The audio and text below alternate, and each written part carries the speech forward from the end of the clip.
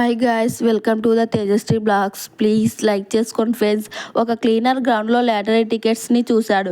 Ticket పై ఉన్న number రేడియోలో ప్రకటించిన విన్నర్ నెంబర్లతో సరిపోయాయని అతను చూశాడు. కాబట్టి అతను వెంటనే బహుమతిని క్లెయిమర్ చేయడానికి లాటరీ షాప్కి వెళ్ళాడు.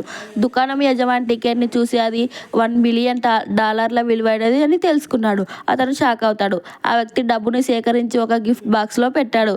ఆపై అతను తన కొడుకుని కలవడానికి సిటీకి వెళ్తాడు. అతని కొడుకు తలుపు తెరిచినప్పుడు ఆమె తనని చెత్త సేకరించే బిచ్చగాడని పొరబడింది. ఆ వ్యక్తి ఆమెకు మామని అని చెప్పి ఆమెను కొన్ని తాజా కోడిగుడ్లు తెచ్చానని చెప్పడానికి చూస్తూ ఉంటాడు.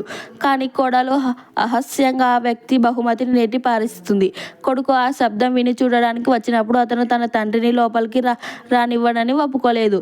అతని పట్ల చాలా రహస్యంగా ప్రవర్తిస్తుందని ఆ వ్యక్తి డబ్బుతో నిండిన బహుమతి పెట్టెను తీసి తన కొడుకుని ఇవ్వాలని అనుకుంటాడు. కానీ కొడుకు అదే చౌక్యంగా బహుమతి అని అనుకొని నేల మీద వీరవేశాడు. అతను తన తండ్రిని బయటపెట్టి లోపలికి వెళ్ళి రోడ్ లాక్ చేసింది.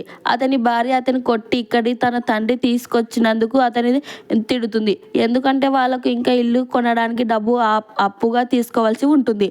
బయట నుంచి ఇది విన్న ఆ వ్యక్తి సెల్ ఆఫీస్కి వెళ్ళాడు. మేనేజర్ ఆ వ్యక్తి చిరిగిన బట్టలు చూసి తప్పుగా అనుకుంటాడు. కానీ ఆ వ్యక్తి విల్ల కొనుగోలు చేయడానికి సిద్ధంగా ఉన్నానని చెప్పినప్పుడు ఇక్కడ మేనేజర్ వెంటనే తన వైఖరికి మార్చుకున్నాడు. ఆ వ్యక్తి విల్ల కొనుగోలు ఒప్పందం పైన విజయవంతంగా సంతకాన్ని చేశాడు.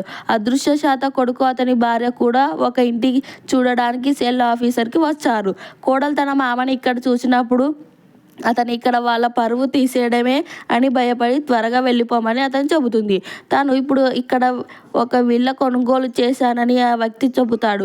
కోడలు తండ్రి అతని ఒక క్లీనర్గా ఎగతాళి చేశాడు. అతని జీతం ఇక్కడ ఇటుకకు కూడా కొనలేదని అతని అవమానించి ఉంటున్నాడు. అప్పుడు కోడలు కోపంగా తన భర్తని తిడుతూ ఆ వ్యక్తి వెంటనే భయపడి పంపించమని చెబుతుంది. ఆ సమయంలో ఆ వ్యక్తి కోడలు దయగల అమ్మాయి కాదని అతను అర్థం చేసుకుంటాడు. వెంటనే ఆమెను విడాకులు ఇవ్వమని తన కొడుకుతో చెప్తాడు. కానీ ఆ కొడుకు ఇది విని తన తండ్రి కొట్టి చెత్త సేకరించేవాడు ఎగతాళి చేస్తూ అవమానపరుస్తూ ఉంటాడు. తన కొడుకు అలాంటి మాటలు అంటాడని ఆ వ్యక్తి నమ్మలేక